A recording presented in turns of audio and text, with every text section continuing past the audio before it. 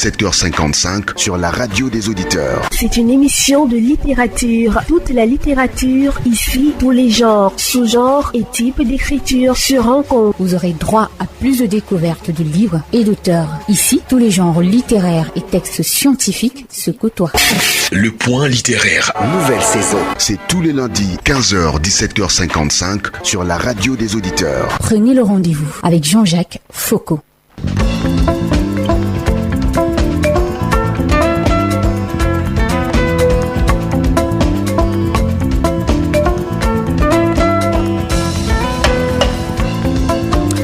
Ouvrons le premier livre de cet après-midi, la coopération au service du développement local, logique, approche et contraintes de mise en œuvre au Cameroun.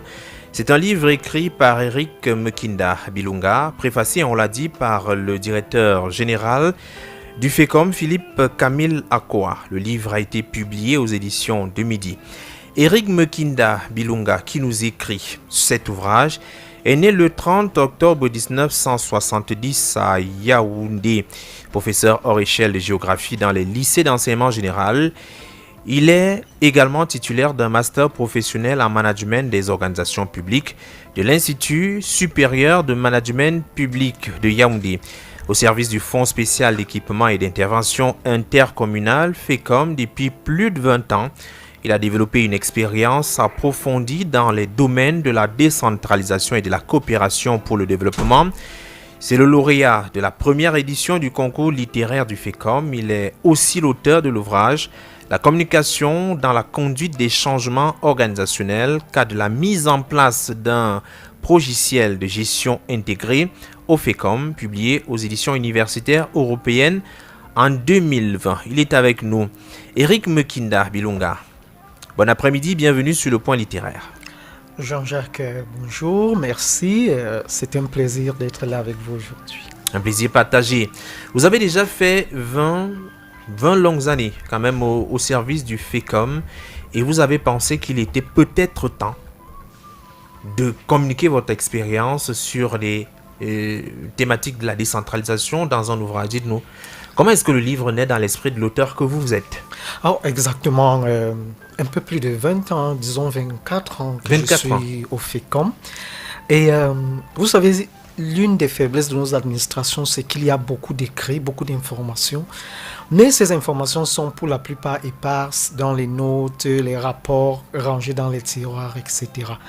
Alors, nous avons pensé qu'il est important de capitaliser la somme d'expérience que nous avons accumulée durant notre séjour au FECOM, un séjour qui se poursuit par ailleurs. Et c'est un souci de capitaliser, capitaliser toute cette expérience-là et surtout de transmettre à ceux qui viennent après une photographie précise de l'information au moment où nous la recevons, au moment où nous écrivons ce livre. C'est un peu un guide pour ceux qui cherchent notamment des informations autour de la coopération. Ça vous a pris combien de temps exactement? Alors, c'est exactement un guide. C'est exactement un guide parce qu'il faut dire que j'ai eu la chance d'avoir une carrière assez stable au niveau du service de la coopération, de la direction de la coopération et ses différentes mutations. Et l'une des récriminations que j'ai souvent enregistrées de la part des étudiants que j'ai eu l'honneur d'encadrer de l'IRIC, de l'INAM et d'autres établissements supérieurs, c'est « Monsieur, est-ce qu'on peut avoir un document qui parle de la coopération décentralisée ?» Je vais vous dire qu'à ma connaissance, il y en a très peu, pour ne pas dire il n'y en a pas. Et à ma posture d'acteur de terrain, d'accompagnateur au sein du FECOM, je me suis dit ce serait bien de consolider toute cette information et de la mettre à la disposition. Alors, comment vient le projet? C'est par là. Et puis, sur le plan personnel, c'est également la concrétisation d'un sentiment, d'un esprit de recherche. Oui. Vous avez dit dans ma biographie, il y a des recherches qui ont été faites dans le cadre du DIPES 2, il y a des recherches qui ont été faites dans le cadre du master professionnel à l'ISMP, donc c'est le prolongement de cet esprit de recherche qui se matérialise à travers cet ouvrage. Le commun des Camerounais, on parle beaucoup de la décentralisation et on a bien l'impression que tous les concepts ne sont pas toujours maîtrisés. On a le transfert des compétences, le transfert également des ressources. Est-ce qu'on peut dire aujourd'hui que les choses avancent plutôt progressivement ou suffisamment rapidement pour que les collectivités territoriales décentralisées soient suffisamment, on va dire, dynamiques? Alors, Jean-Jacques, dès qu'il y a une question d'évaluation, évidemment, les avis seront divers. Oui. Ceux qui estiment qu'il faut aller plus vite, ceux qui estiment qu'il faut aller posément, lentement et sûrement. Ce que je peux dire de la posture qui est la mienne au niveau du FECOM, c'est que les choses se font à un rythme appréciable. Elles se font à un rythme appréciable parce que le transfert des compétences est effectif. Il se fait concomitamment avec le transfert des ressources qui est un peu plus lent, c'est vrai, d'après l'appréciation populaire, et le transfert des ressources humaines qui est encore plus lent. Mais disons que c'est un processus, donc en réalité, va prendre un peu de temps. Qui va prendre un peu de temps, suivant l'appropriation que les acteurs locaux, à la fois les élus locaux et les populations et les institutions vont s'approprier et s'assurer de la mise effective, de sa mise en œuvre effective. Donc effectivement, ça prend un peu de temps. Vous avez constaté certainement, comme beaucoup de Camerounais, qu'au niveau des CTD, il est difficile d'avancer seul. Et la question de la coopération, vous allez comprendre pourquoi je mets l'emphase sur la coopération, peut permettre aux collectivités territoriales décentralisées d'être plus efficaces sur le terrain et de remplir pleinement leur rôle, aussi bien pour le développement local. C'est exactement de cela qu'il s'agit. Et j'apprécie particulièrement la scission entre la qui fait appel à l'action conjointe et opération, dont l'action conjointe, la multiplication des énergies, la fédération, la mobilisation des énergies communes en vue d'un objectif qu'on va atteindre également de manière commune. Donc c'est effectivement un appel à la mobilisation, à la conjonction des efforts en vue de l'atteinte de cet objectif. Et d'ailleurs, c'est bien mentionné dans la préface, le livre répond à des questions précises. Comment mettre la coopération au service du développement local? Quelle approche privilégier pour mobiliser les acteurs autour d'objectifs communs et dépasser les obstacles qui freinent les projets de partenariat? On a bien l'impression aujourd'hui qu'il faut trouver la bonne stratégie. Et le livre, en 3 parties, semble résoudre, du moins apporter des éléments de réponse, même des propositions pour arriver à cette fin-là. Exactement, Jean-Jacques. En fait, l'une des difficultés qu'on relève au niveau de l'action locale, c'est l'information. C'est d'abord l'information. Est-ce que ceux qui sont chargés de mettre en œuvre la décentralisation au niveau local ont l'information? Et il est question de leur dire, premièrement, pour conduire des projets territoriaux, vous n'êtes pas seul. Vous n'avez pas le droit, je préfère dire ça comme ça, de rester à attendre la manne qui vient de l'État. Vous n'avez pas le droit de vous contenter des petites, entre guillemets, ressources que vous pouvez lever sur votre territoire. Mais vous avez également le droit de vous ouvrir à d'autres potentialités qui sont importantes. Elles sont à côté, c'est l'intercommunalité. Elles sont un peu plus loin, c'est les partenariats nationaux. Elles sont beaucoup plus loin, ces opportunités, c'est la coopération internationale, la coopération décentralisée internationale. Elle peut être bilatérale, elle peut être multilatérale. Ça, c'est vraiment le premier axe de cet ouvrage, donner l'information aux collectivités, et pas seulement aux collectivités, mais également aux acteurs, parce que vous savez, il y a des prestataires de services. Tout à fait. Il y a des cabinets qui veulent accompagner des collectivités. Ils doivent avoir cette information sur les opportunités qui existent à côté, plus loin et un peu plus loin. Et le deuxième axe, effectivement, il faut leur montrer qu'est-ce que, à titre d'illustration, qu'est-ce qui est fait. Il y a des projets qui sont montés avec des partenaires qui peuvent donc, influencer, qui peuvent leur donner une bonne lecture de ce qui est effectivement fait sur le terrain. Et enfin, comment procéder pour mobiliser, capter toutes ces ressources-là. Vous avez parlé d'intercommunalité, oui, mais déjà en plein essor dans votre ouvrage. Tout à fait. Et c'est-à-dire qu'il y a des efforts qu'il faut encore faire. Beaucoup. Intercommunalité, c'est qu'on met ensemble plusieurs communes selon notamment les besoins Exactement. Nous avons dans la loi, dans le code portant collectivité territoriale, code général des collectivités territoriales décentralisées, cette notion d'intercommunalité qui permet aux communes d'un même département de se regrouper sous la forme des syndicats des communes. Et ces syndicats des communes ont l'avantage de pouvoir mobiliser davantage de ressources que si une collectivité devait agir toute seule. Donc effectivement, il y a cette première approche qui permet donc à la fois une intercommunalité de services. Ça veut dire par exemple que si nous avons actuellement à Yaoundé un problème et dans nos grandes villes, un de ramassage des ordures, de gestion des ordures. Voilà. Alors chaque commune peut effectivement mobiliser ses engins, mobiliser son personnel, mais en se mettant ensemble, ça leur donne l'opportunité de mobiliser davantage de ressources, à la fois techniques, financières et humaines, pour approcher, pour gérer cette thématique avec beaucoup plus d'efficacité. On vous a vu également parler de syndicats, ce n'est pas dans le sens des syndicats de défense des employés, c'est tout autre chose. Non, c'est tout autre chose, effectivement, parce qu'il faut dire, merci pour ce rappel, parce que la notion de syndicat des communes, elle n'est pas nouvelle. Je n'invente pas le fil à couper le beurre, c'est une notion qui est ancienne, mais justement cette définition, cette notion a créé un certain nombre d'incompréhensions dans l'esprit, et il était question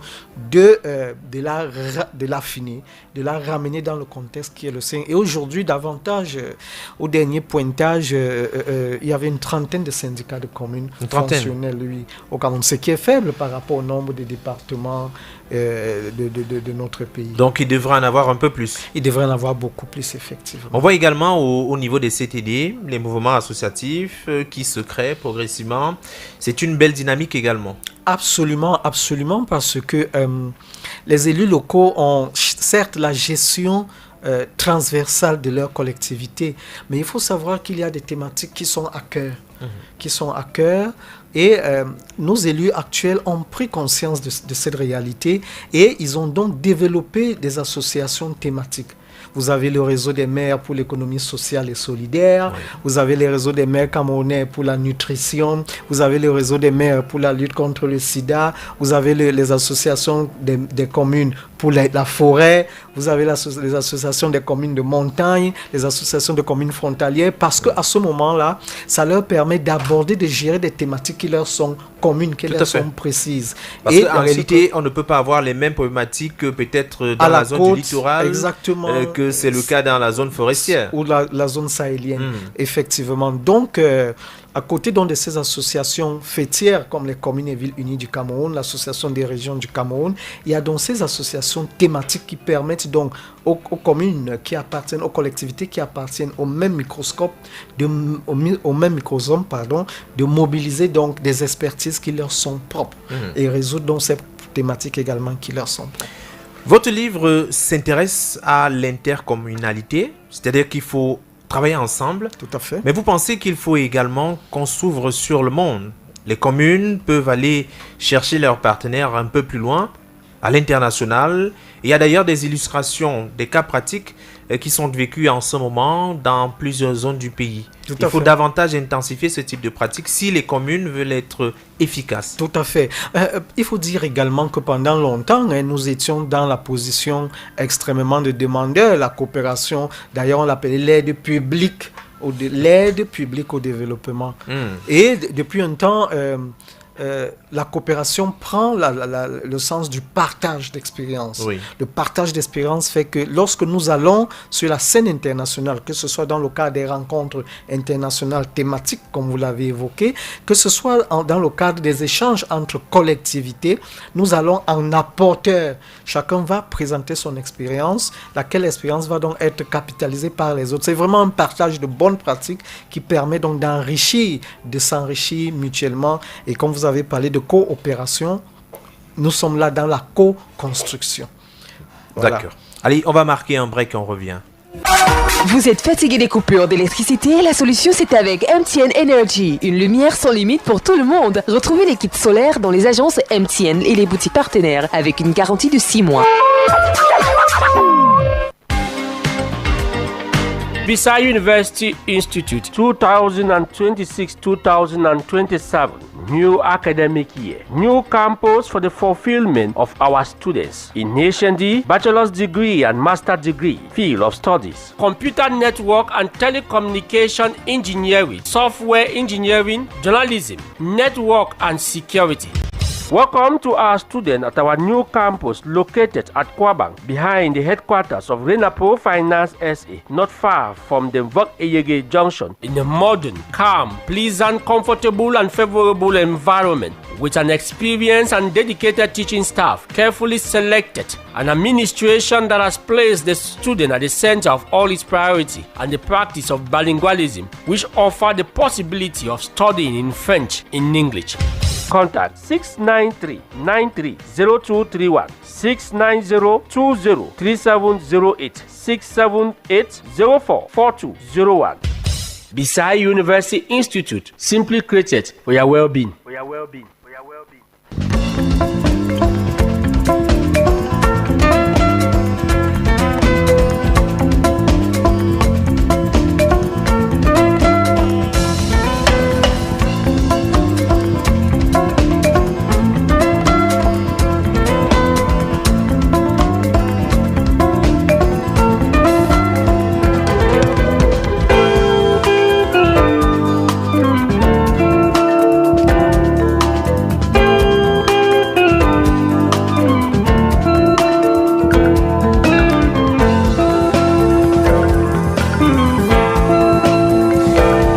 Merci d'écouter le point littéraire sur Royal FM 88.4. Le premier livre, La coopération au service du développement local, logique, approche et contraintes de mise en œuvre au Cameroun. C'est un livre d'Eric Mekinda Bilunga qui est avec nous. Nous avons abordé déjà les premières thématiques évoquées dans l'ouvrage. Il faut dire, et tout à l'heure, vous aviez déjà embrayé sur la question. On a bien vu, et d'ailleurs votre livre l'illustre bien, que chaque fois que c'est un responsable des CTD du Cameroun s'envoie en conférence, il y a des partenaires, je vais dire d'autres communes là-bas, qui souhaitent un partage d'expérience. Très souvent, on aime bien l'approche de la gestion des ordures comme vous le faites dans votre pays. Est-ce qu'on peut en savoir un peu plus? C'est ce type de dialogue qu'on voit régulièrement et donc c'est plus une collaboration, une co-assistance, un partage d'expérience entre les différentes communes, celles du Cameroun et celles d'ailleurs. Tout à fait. Il faut aujourd'hui intensifier ce type de pratique. Et vous avez cité quelques exemples. Est-ce qu'il y a un cas qui est vraiment parlant, porteur? Peut-être la commune de Banganté, où on voit bien que vers d'autres pays européens sont bien intéressés par ce qui s'y déroule. Alors, effectivement, vous avez pris un très bon exemple, la commune de Banganté. Nous avons la commune de Tchang, qui sont des exemples qui ont toujours été des références en matière de coopération décentralisée. Ce sont des communes qui ont réussi à mettre sur pied, pour le cas de Banganté, des systèmes de gestion d'adduction d'eau potable et d'assainissement, avec l'appui des collectivités étrangères, françaises notamment. Nous avons également le cas de Tchang qui a mobilisé d'importantes ressources à la fois pour leur système d'accès à l'énergie, mais également pour le développement du tourisme avec la question, le projet de la route des chefferies. C'est des projets tellement importants qui peuvent inspirer d'autres localités en termes de mobilisation de l'expertise, mais aussi de mobilisation des ressources financières. Vous savez, Jean-Jacques, l'un des ventres mous de la décentralisation, c'est les finances. C'est les finances. Il faut de l'argent pour gérer. C'est l'argent. Et cet ouvrage a véritablement pour objectif de dire aux collectivités que vous avez des grandes pistes, des grandes voies que vous pouvez explorer pour ne pas être limité dans votre déploiement. Pour voir comment ça se passe à gauche, pour essayer de l'implémenter ailleurs. Qu'est-ce qui peut notamment justifier qu'il y ait certaines communes qui se déploient mieux que d'autres? Alors, comme je l'ai dit, nous avons parlé de l'information, mais il y a également les capacités. Les capacités, parce que, il faut le dire, parfois le leadership au niveau de la commune je vais dire, le maire, parfois, n'a pas toujours, je préfère dire n'a pas toujours, parce qu'il y a des maires qui se démarquent, et c'est exactement ce que vous êtes en train de dire. Oui. Il y a des maires qui n'ont pas toujours la capacité à absorber. Et quand on connaît un peu... quand on connaît les restrictions financières auxquelles nous faisons allusion, très souvent, elles n'ont même pas la capacité de recruter, parce qu'il y a des jeunes qui sont formés à la NASLA, dans les institutions, les instituts privés d'enseignement supérieur, qui sont formés au métier de la décentralisation, mais qui ne peuvent pas être recrutés par les collectivités pour mettre en machine, pour mettre en œuvre ce genre de projet. Donc, en réalité, il y a aussi un problème de renforcement des capacités au niveau de nos leaders communaux, mais également des acteurs. Vous n'avez pas oublié de citer quand même la contribution de plusieurs départements ministériels qui arrivent. Le département, je vais dire par exemple le ministère de l'Habitat, qui a sa contribution. Est-ce que l'accompagnement au niveau des communes, de votre regard, se déroule toujours comme il le faut, ou il y a encore quelques blocages qu'il faut reviser? Bon, aucune œuvre humaine n'est parfaite, hein, mais on peut dire que quand on évalue les compétences transférées à date, on va dire qu'effectivement, les départements ministériels jouent effectivement leur rôle. Oui. Il y a des guides qui sont produits par le ministère de la Santé publique, par le ministère de l'Éducation, pour accompagner les collectivités à l'appropriation de la mise en œuvre de ces compétences-là. Mais à côté de ça, il y a également même des cadres de travail qui sont constitués. Par exemple, nous avons les notions de contrats de ville, des contrats de ville qui sont mis en place par le ministère du développement urbain, mais également par le MINEPAT, qui sont des outils, des mécanismes d'accompagnement à la fois technique et financier des collectivités. Mais à côté, je suis sûr que vous allez poser la question, à côté des départements ministériels, nous avons également des organisations publiques, des organismes Tout publics. À fait. Nous avons par exemple le CARPA qui accompagne dans la mise en œuvre des projets des partenariats publics-privés. Évidemment, nous avons le FECOM qui a toute l'expertise nécessaire pour accompagner les collectivités dans leur déploiement au niveau local. À travers plusieurs programmes, il faut le noter. Il y a des départements ministériels au niveau des finances, il y a le rapport. Est-ce que le ministère de la décentralisation en particulier a été d'un apport substantiel le déploiement? On ne peut rien faire sans la stratégie. C'est le MINDEVEL qui porte la stratégie même de la décentralisation et du développement local. C'est ce département qui met en œuvre la politique définie par le gouvernement. Donc effectivement, le ministère du développement local et de la décentralisation et du développement local est à pied d'œuvre. Aujourd'hui d'ailleurs, nous célébrons la journée africaine de la décentralisation et du développement local qui est couplée à celle de l'état civil et des actes vitaux. Le ministère est au front de cette politique publique-là. Donc, c'est son action même en réalité qui permet de coordonner tout ce qui est fait, et particulièrement au niveau de la coopération décentralisée. Il faut dire que c'est d'ailleurs le ministère qui abrite la coopération internationale, le comité interministériel de la coopération décentralisée, donc qui fédère tous les acteurs qui sont ensemble pour mobiliser les ressources de la coopération décentralisée. Arrivé à ce niveau d'entretien, on comprend très bien qu'aucune CTD ne peut fonctionner en vase clos. Il faut s'ouvrir au monde, il faut s'ouvrir déjà à d'autres CTD qui ont peut-être les mêmes problématiques, qui rencontrent les mêmes difficultés sur le développement local. Il y a même l'approvisionnement en eau potable. Il y a beaucoup d'éléments quand même qui entrent en jeu dans le développement local. Alors aujourd'hui, vous nous faites savoir également dans votre livre qu'il n'y a pas que ces éléments-là. Il n'y a que les communes doivent rythmer, ou du moins danser au rythme quand même de la dynamique régionale, la dynamique internationale à travers plusieurs rencontres quand même qui sont organisées à travers le monde. Il faut absolument y être et suivre l'agenda international. Absolument, parce que sur la scène internationale, effectivement, il y a ce qu'on appelle les thématiques de l'heure. Oui. Actuellement, nous avons une thématique transversale qui est celle du changement climatique. Et pour s'approprier les enjeux de cette notion-là, il faut se frotter aux autres, il faut être avec les autres, partager, échanger, afin afin que cette notion soit véritablement appropriée. Il faut dire également que la participation à ces rencontres internationales ouvre la voie.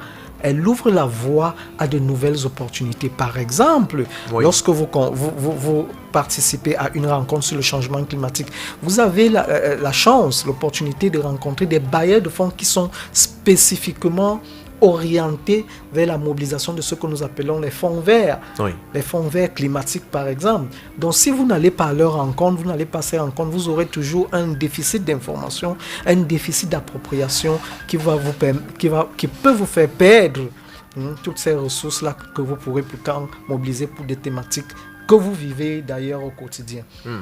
Le guide aujourd'hui nous propose des pistes, sinon des éléments importants, mais il faut pas oublier quand même que beaucoup de textes existent. Qu'est-ce qui peut constituer un frein à l'application de ces différents textes connus, de ce cadre réglementaire et législatif qui existe? Alors nous allons revenir sur la notion des capacités. C'est les capacités.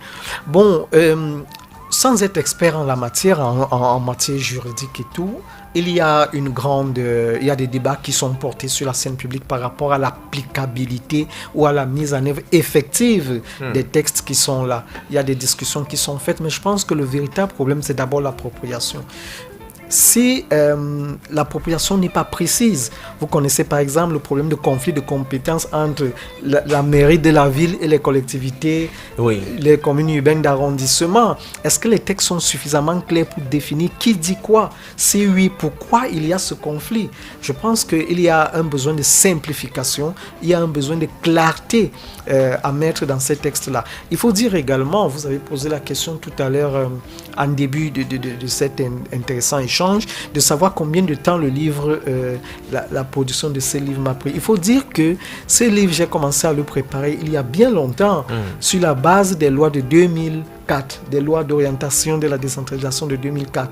Entre-temps, nous sommes arrivés au Code général des CCD et j'ai dû remettre à jour toutes les informations. C'est pour vous dire que ces informations évoluent et pour une bonne maîtrise, il faut se les approprier, il faut les chercher et aussi être suffisamment flexible pour les mettre à jour lorsque des dysfonctionnements pratiques. Parce qu'entre celui qui écrit les textes et celui qui les met en œuvre, il peut arriver... Dans les réalités du terrain. Oui, les réalités du terrain peuvent faire que ce qui a été écrit ne soit pas véritablement opérationnalisable sur le terrain, si on peut dire ça comme ça. Le livre est disponible pour le grand public, mais à qui s'adresse-t-il précisément? Très belle question. Je recommence en disant que le premier besoin s'est fait ressentir au niveau des étudiants. Les étudiants, donc, ce souci de consolidation, de capitalisation de tout ce qui est fait en matière de coopération décentralisée. Maintenant, il sort de l'aspect descriptif pour entrer dans l'aspect didactique. Et dans le côté didactique, là, nous parlons précisément à ceux qui sont chargés de mettre en œuvre la décentralisation, dont les élus locaux. Mais ils ne sont pas seuls. À côté des élus locaux, il y a les partenaires techniques et financiers. Vous avez vu que dans ce livre, il y a plusieurs programmes de développement qui sont présentés. C'est pour montrer aux partenaires qu'il y a des pistes dans lesquelles ils peuvent s'engouffrer lorsqu'ils veulent venir, ils veulent accompagner le développement au niveau du Cameroun. Donc, il y a ces partenaires-là. Et maintenant, évidemment, il y a le grand public qui se demande, le FECOM, c'est quoi? Qu'est-ce qu'il fait? À quoi il sert? La NASLA, c'est quoi? Comment est-ce que le ministère, vous l'avez dit, il y a des ordures? Pourquoi est-ce que la route du FECOM n'est pas goudronnée? Pourquoi des Camerounais ont posé cette question assez régulièrement. Exactement. Comment vous pouvez, alors que vous-même... Vous dotez, vous construisez, mais votre propre route, il faut pouvoir édifier le public sur les responsabilités de chacun, de chaque structure en matière de décentralisation, en matière de mise en place des infrastructures de développement local. Et puisque vous avez évoqué la question, le FECOM, quel est son rôle précisément auprès des communes, auprès des collectivités territoriales décentralisées?